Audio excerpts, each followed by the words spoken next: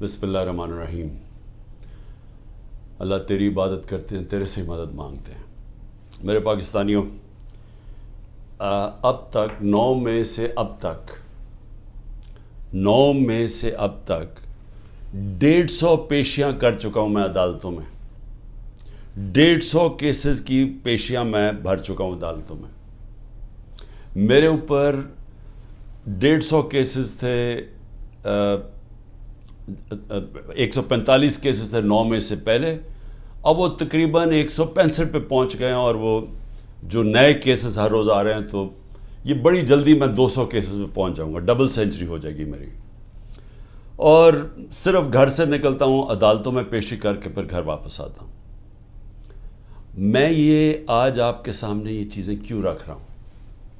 اس لیے نہیں کہ مجھے یہ کوئی کیسز کی وجہ سے میں کوئی کمزور پڑ رہا ہوں یا میں کوئی گھبرا رہا ہوں۔ یہ میں تیار ہوں ہر چیز کے لیے، کہ جب بھی مجھے پتا تھا کہ یہ مافیا کا میں مقابلہ کروں گا۔ مافیا کا مطلب یہ کہ یہ وہ لوگ ہیں، یہ چھوٹا سا طبقہ ہے، یہ ملک کے وسائل کے اوپر کنٹرول کر کے بیٹھا ہوا ہے، یہ آپس میں ملے ہوئے ہیں۔ انہوں نے جب میری حکومت چل رہی تھی تو انہوں نے پورا پروپیگنڈا کیا، میڈیا کے ہاؤسز کے لوگ ان کے ساتھ ملے ہوئے تھے۔ اب وہ ذرا دور دیکھ لیں، کیونکہ اللہ الحق ہے، وہ تو اب اکنامک سروے جو کہ ہر سال معیشت کے اوپر ایک سروے پبلش ہوتا ہے، اکنامک سروے آف پاکستان، اس کے اندر واضح لکھا ہوا ہے کہ ہمارا دور کدھر سے شروع ہوا، کیا حالات تھے ہمارے، سب سے بڑا بیرونی خسارہ، اس کے بعد کرونا کے 2 سال آ گئے، ساری دنیا میں تباہی مچی اس کی، اس سب میں سے نکل کے یعنی آخری 2 سال میں جو ہماری حکومت کی پرفارمنس تھی، وہ اس ملک کی تاریخ میں 2-3 دفعہ ہی ہوئی ہے، اور وہ جب ہوئی ہے تو اس وقت ڈالرز آ رہے تھے امریکہ کے، کیونکہ ہم امریکہ کی مدد کر رہے تھے، یا وہ ایوب خان کے دور میں سیٹو سینٹو، یا پھر ضیاء الحق کے دور میں جو افغان جہاد تھی، اور یا پھر وار آن ٹیرر جو مشرف کے دور میں تھی۔ اس کے علاوہ سب سے بہترین پرفارمنس تھی۔ لیکن آپ اخبار پڑھیں، میڈیا دیکھیں، کہتے جی ہم نے میڈیا کے اوپر کوئی پابندیاں لگائی تھیں، یا آپ صرف اٹھا کے میڈیا دیکھیں کہ کس طرح کی ہمارے اوپر تنقید ہو رہی تھی اور پروپیگنڈا کیمپینز چل رہی تھی۔ اور اب آج کل کے میڈیا پہ آ جائیں کہ پوری طرح میڈیا کا منہ بند کیا ہوا ہے، عمران خان کا نام نہیں لے سکتے، سوائے کہ اس کے خلاف اس کی کردار کشی کی کیمپین ہو، اس کے علاوہ عمران خان کا کوئی پازیٹیو نام نہیں لے سکتے۔ اور وہ سارے بڑے بڑے جو جہاد کرنے والے تھے آزادی رائے میں، وہ سب چپ کر کے بیٹھے ہوئے ہیں اور اس کا حصہ بنے ہوئے ہیں۔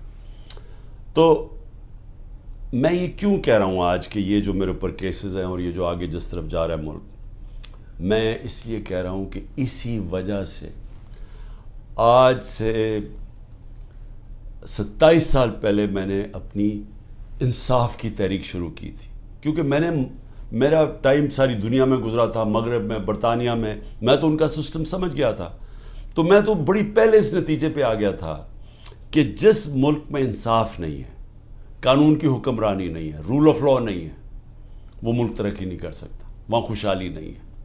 میں اس نتیجے پہ پہنچ گیا تھا، اور اس لیے میں نے پھر 27 سال پہلے اپنی تحریک شروع کی انصاف کی۔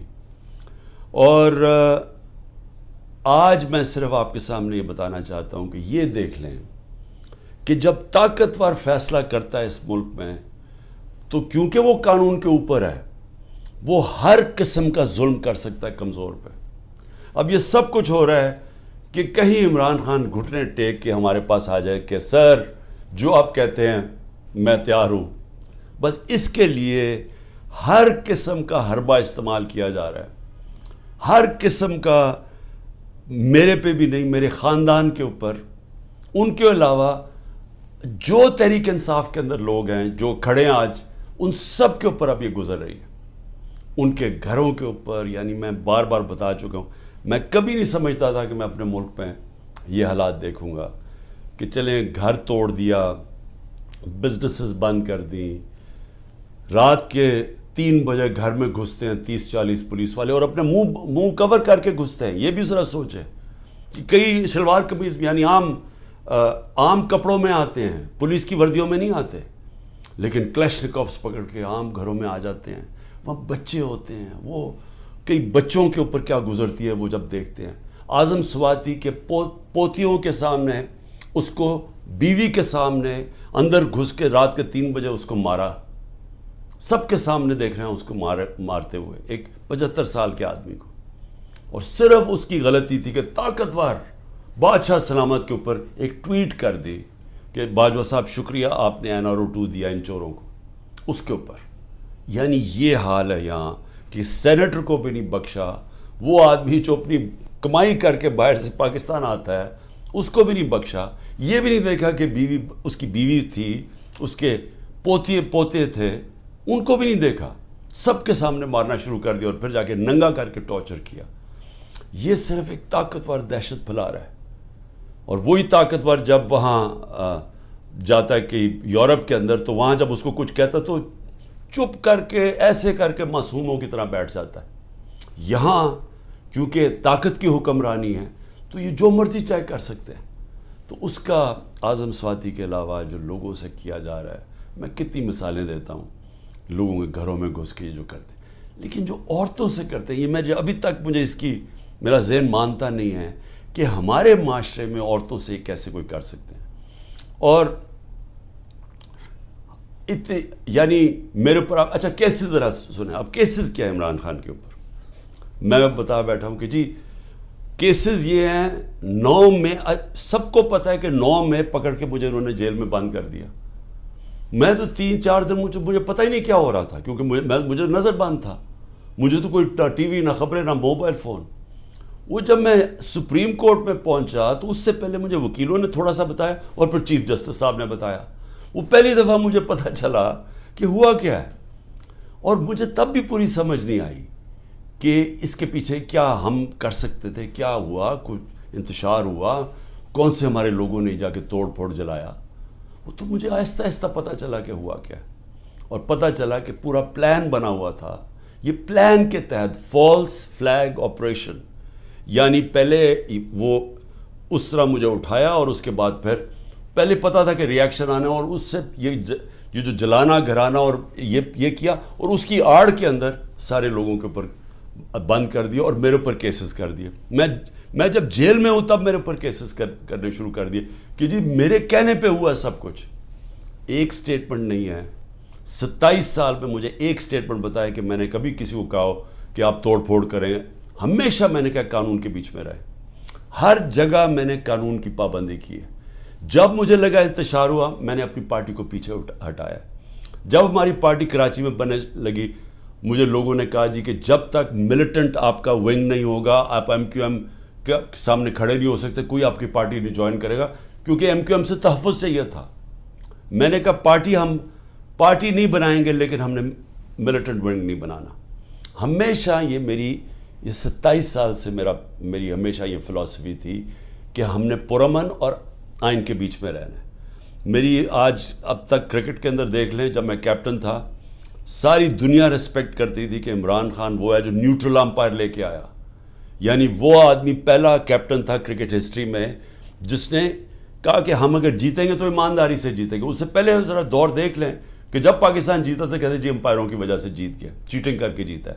میرا دور دیکھ لیں، آج تک کبھی جب ہمارے اپنے بھی امپائر تھے کبھی کسی نے نہیں کہا کہ ہندوستان کو ہرایا انہوں نے کہا ہم فیئر اینڈ اسکوائر. آسٹریلیا کو ہرایا انہوں نے کہا کہ ہمیں صاف اور شفاف طریقے سے ہم ہارے ہیں، یعنی چیٹنگ نہیں ہوئی.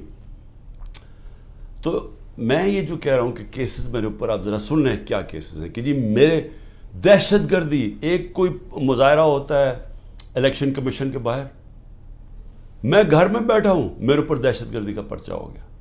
اسی طرح میں جب جیل میں ہوں اور مجھے کیا پتا تھا کیا ہو رہا ہے، وہ میرے اوپر دہشت گردی کے پرچے ہو گئے. میری یہ جو کیس ہے میرے اوپر القادر کا، یہ کیس کیا ہے؟ کیس یہ ہے کہ کیبنٹ ایک فیصلہ کرتی ہے اور وہ یہ کہتے ہیں کہ جی مجھے ذاتی فائدہ ہوا. ذاتی فائدہ کیا ہوا؟ القادر یونیورسٹی تو 7 مہینے پہلے شروع ہو گیا تھا کام اس پہ، وہ تو مکمل بھی پہلے ہو گئی تھی. تو مجھے کیسے اس کیبنٹ کے فیصلے سے فائدہ ہوا ہے اور القادر یونیورسٹی سے مجھے کیسے فائدہ ہوا ذاتی طور پہ؟ یعنی شوکت خانم 9 ارب روپیہ اکٹھا کرتا ہے ہر سال، مجھے ذاتی طور پہ کیا فائدہ ہے؟ وہ تو ٹرسٹ ہے. اور اسی طرح کبھی کسی نے یہ نہیں پوچھا کہ جو انگلینڈ کے اندر جو این سی اے کی ڈیل تھی ملک ریاض کی، جو 190 ملین پاؤنڈ آیا تھا یہاں ملک ریاض کا، کسی نے نہیں پوچھا کہ اس کے اندر سے 18 ارب تو اس نے دیا تھا حسن نواز کو اس کا گھر خریدنے کے لیے. 18 ارب روپے کا گھر خریدا ہے ون ہائیڈ پارک لنڈن کے اندر. پوچھا کسی نے کہ اس کے پاس پیسہ کدھر سے آیا؟ کبھی کسی نے پوچھا ہے کہ یہ جو ان کے 4 مہنگے مے فیئر میں اپارٹمنٹ ہیں جس کا انکشاف پینما کے جو دنیا میں انکشاف ہوا تھا، انٹرنیشنل انکشاف پینما کا، کبھی پوچھا ہے آج تک ان کے پاس پیسہ کدھر سے آیا؟ کبھی کہتے جی قطری خط دے دیا کہ جی وہ قطری کے شہزادے کے باپ نے اور ان کے میاں نواز شریف کے باپ نے کوئی فیصلہ کیا تو دونوں مر گئے، تو پتہ ہی نہیں کہ پیسہ کدھر سے آیا. پھر کبھی وہ کلیبری فونٹ آ گئی کہ ایک فراڈ کانٹریکٹ دکھا دیا، وہ اس فونٹ کے اندر لکھا ہوا جو اس وقت ایجاد ہی نہیں ہوئی تھی، وہ اس سے اگلے سال آئی تھی. وہ جھوٹ پکڑا گیا مریم نواز کا، وہ کوئی اس کے اوپر کیس نہیں ہے. کبھی کسی نے یہ نہیں پوچھا کہ وہ جو چودھری شوگر مل کا 80 کروڑ روپیہ دکھایا تھا کہ جی کسی دبئی کے بزنس مین نے بھیجا ہے، وہ دبئی کے بزنس مین نے نیب کے اندر لکھ کے دیا کہ میں نے پیسہ نہیں بھجوایا. تو یہ سارا منی لانڈرنگ کوئی انہیں پوچھتا نہیں ہے. میرے اوپر ڈالا ہوا ہے توشہ خانہ کا. توشہ خانہ میں ذرا پہلے یہ تو پوچھیں کہ آصف زرداری نے 3 گاڑیاں لی توشہ خانہ سے، نواز شریف نے ایک، مریم نواز نے ایک، جو کہ توشہ خانہ میں نے ڈکلیئر کی. گاڑی لینا غیر قانونی چیز ہے، گاڑی نہیں نکال سکتے آپ. کوئی پوچھ نہیں رہا ان کو. آصف زرداری کے اوپر وہ جو فیک اکاؤنٹ کیسز تھے، اربوں روپے کا پیسہ جو شروع کیا تھا طریقہ نواز شریف نے حدیبہ پیپر مل میں کہ یہاں سے چوری کر کے پیسہ ہنڈی والی سے باہر بھیجو، ادھر سے ریمیٹنسز دکھا کے پاکستان لے آؤ، وہی پیسہ بلیک کا پیسہ وائٹ کر لو. خود ہی قانون بنایا کہ جو باہر سے ریمیٹنس ہے کوئی سوال نہیں پوچھ سکتا. وہ حدیبہ پیپر مل کے جو کیس تھا اس کے اوپر بی بی سی کی ڈاکیومنٹری بنی. اسحاق ڈار نے 164 کا بیان لکھوایا کہ کیسے وہ پیسے ان کے منی لانڈرنگ کر کے بھیجتا تھا. وہ قاضی فیملی جو لنڈن میں بیٹھی ہوئی تھی اس کا پورا بیان ہے. تو وہی طریقہ سارا ابھی تک، وہ شہباز شریف کا جو ہمارے دور میں پکڑا گیا، ایک ہی تو ہمارے دور میں ہوا تھا شہباز شریف کا جو کیس، وہی شہباز شریف کے کیسز کہ یہاں سے 8 ارب روپیہ اس کے جو منگوایا وہ فیک اکاؤنٹ سے سارے، کوئی پاپڑ والا، چینی والا. زرداری کا بھی وہی تھا. تو کوئی ان کو پوچھنے والا نہیں ہے کہ یہ اوپر بیٹھے ہوئے ہیں، یہ کیسز ہیں. اور عمران خان کے اوپر کیس کیا ہے کہ جی اس نے وہ القادر یونیورسٹی جو ٹرسٹ چل رہا ہے جس میں سارا پیسہ وہیں کا وہیں ہے، عمران خان کو کیا فائدہ ہے؟ یہ کیس بنایا. ابھی میری بہن کے اوپر کیس بنایا، یہ میں پھر سے بتا چکا ہوں. کہتے جی 6 ارب روپے کی زمین خریدی جب عمران خان پرائم منسٹر تھا. وہ چیک سے زمین خرید وہ پیسے دیے ہیں. وہ 6 کروڑ کی زمین تھی، 45 لاکھ روپے اس کے اوپر ٹیکس دیا ہوا ہے. وہ سارے چیکس ہیں. اور کب خریدی؟ جب عمران خان پرائم منسٹر نہیں تھا، جب حمزہ شریف چیف منسٹر تھا، اور جب یہ شہباز شریف پرائم منسٹر تھا. یہ تب زمین سارا چیکس کے اوپر ہے. اس طرح کے کیسز بنائے ہوئے ہیں. اب کیسز نئے بنتے جا رہے ہیں کہ جی جس نے بھی کوئی کچھ کیا وہ کہتا ہے جی کہ عمران خان کا بھی نام ڈال دو، تو ہر روز کو نیا کیس آ جاتا ہے. میں صرف آپ کو یہ اس لیے چیزیں بتا رہا ہوں کہ یہ المیہ پاکستان کا. کیوں وہ بیچارے جو کشتی میں جن لوگوں سے پوچھیں رشتہ داروں سے جو گریس میں یہ کشتی میں ہمارے کوئی 300 پاکستانی بیچارے ڈوبے ہیں، ان سب نے کیا کہا کہ ہمیں کوئی امید ہی نہیں نظر آ رہی، پاکستان میں ہمارے کوئی چانس ہی نہیں اپنے آپ کو اوپر لے جانے کا. یعنی وہ لوگ اس ملک سے امید چھوڑ کے بیچارے یہ نکل رہے ہیں، پیسے دیتے ہیں، قرضے اکٹھے کر کے نکلتے ہیں یہاں سے. یہ وہ لوگ ہیں کیونکہ یہاں جو طاقتور ہے وہ جو مرضی کر لے، اس کو یہاں کا پاکستان کا انصاف کا نظام نہیں پکڑتا. اور یہ ہمارے سامنے اب بیٹھے ہیں سارے دن دناتے ہوئے، 30 سال سے جو ایک دوسرے کو چور کہہ رہے تھے آج سارے اوپر بیٹھے ہوئے ہیں. کوئی ان کے اوپر کیسز نہیں ہے، ختم ہو رہے ہیں ان کے کیسز. کیس کس کے اوپر کر رہے ہیں؟ ان لوگوں کے اوپر جن کی پوری کوشش تھی کہ اس ملک میں قانون کی بالادستی لے کے آئیں. یہ جو لوگوں کے اوپر ظلم کیا جا رہا ہے، جو جیلوں میں بھرے ہوئے ہیں، جو ہمارے کارکن ہیں اس گرمی کے اندر چھوٹے چھوٹے کمروں میں کھانا باہر سے لے جانے نہیں دیتے، ان کو اس طرح کر رہے ہیں جیسے کہ کوئی دشمن ملک کے لوگ ہیں. اپنے لوگ ہی نہیں ہیں بلکہ دشمن ملک کے لوگوں سے یہ بھی نہیں کرنا چاہیے. تو یہ سارا کچھ ثابت یہ کرتا ہے پاکستان میں کہ جب تک ہم اس ملک کے اندر اپنا انصاف کا نظام نہیں ٹھیک کرتے، جب تک طاقتور اسی طرح ظلم کرتا رہے گا کمزور پہ، اسی طرح ہمارے غریب لوگ یہاں سے ملک سے کوشش کریں گے یہ کشتیوں میں باہر جانا، کیونکہ یہاں روزگار ملنا نہیں ہے. جب تک ہم انصاف کا نظام نہیں ٹھیک کرتے، یہاں سرمایہ کاری نہیں ہونے لگی، سرمایہ کاری نہیں ہوگی، نوکریاں نہیں ملیں گی، اور نوکریاں جب نہیں ملیں گی تو یہی حالات ہوں گے، غربت بڑھتی جائے گی، بے روزگاری بڑھتی جائے گی جو بڑھ رہی ہے پاکستان میں. اور جو طاقتور ہے وہ اپنا پیسہ باہر رکھے گا. یہ ساروں کا، یہ جو میں نے نام آپ کو بتائے ان بڑے بڑے خاندانوں کے، سب کا پیسہ باہر پڑا ہے. ان کو کوئی فرق نہیں پڑا کہ روپیہ گرتا ہے، مہنگائی ہوتی ہے، ان کو فرق ہی نہیں پڑتا. ڈالرز میں پیسے پڑے ہوئے ہیں ملک سے باہر. تو میں آج اپنے پاکستانیوں کو جو آپ کو پیغام دینا چاہتا ہوں وہ یہ کہ دیکھیں، یہ جو اس وقت ہم جدھر کھڑے ہیں یہ اصل میں ہے ہمارے مستقبل کی جنگ، یہ ہماری حقیقی آزادی کی جنگ ہے. میں پھر سے آپ کو بتا دوں کہ حقیقی آزادی انصاف سے آتی ہے، رول آف لاء سے آتی ہے.